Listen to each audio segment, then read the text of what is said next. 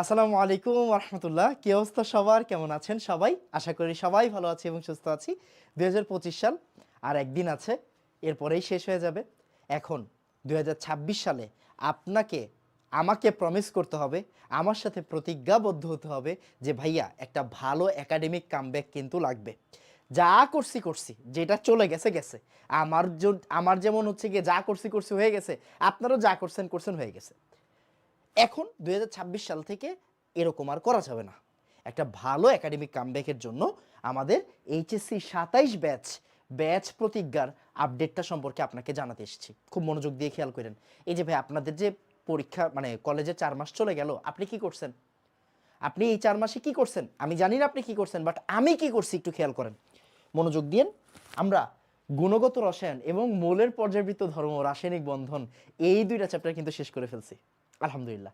And এই chapter কিন্তু আজকে শেষ হয়নি, এই চ্যাপ্টার শেষ হয়েছে ডিসেম্বর মাসের 15 তারিখের দিকে মনে হয়। আমি লাস্ট 10-12 দিন ধরে ছুটি কাটাচ্ছি। কেন ছুটি কাটাচ্ছি? কারণ ভাই, যার এই দুইটা চ্যাপ্টার শেষ, তার কিন্তু 4টা সৃজনশীল শেষ। যার এই দুইটা চ্যাপ্টার শেষ, তার 4টা সৃজনশীল শেষ, রাইট? সো আপনি বুঝতেই পারতেছেন যে আপনাকে অবশ্যই অবশ্যই পড়ালেখা নিয়ে সিরিয়াস হতে হবে।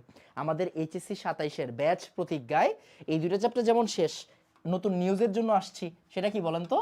কর্মমুখী রসায়ন। কর্মমুখী রসায়ন স্টার্ট হচ্ছে কোন কোন তারিখ থেকে দেখেন ভাইয়া? 1/1/2026 থেকে কর্মমুখী রসায়ন স্টার্ট হবে। 1/1/2026 থেকে ইনশাআল্লাহ ইনশাআল্লাহ ইনশাআল্লাহ। ভাইয়া, হোয়াই কর্মমুখী রসায়ন? কেন রাসায়নিক পরিবর্তন না? দেখেন, রাসায়নিক পরিবর্তন হচ্ছে সবচাইতে বড় চ্যাপ্টার।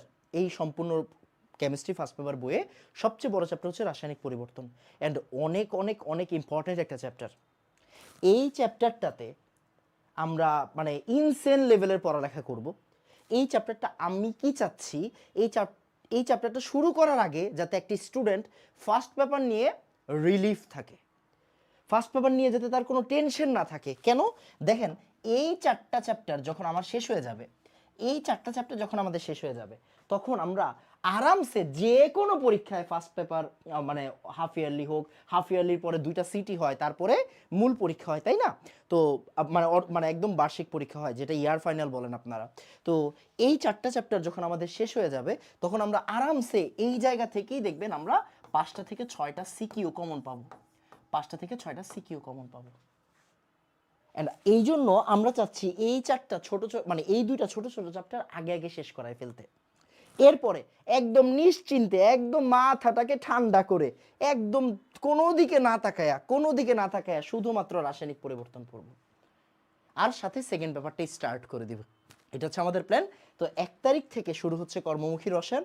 3টা থেকে 4টা লেকচার লাগবে। আমি আবার হচ্ছে 11 তারিখের দিকে একটা ছুটি দিব।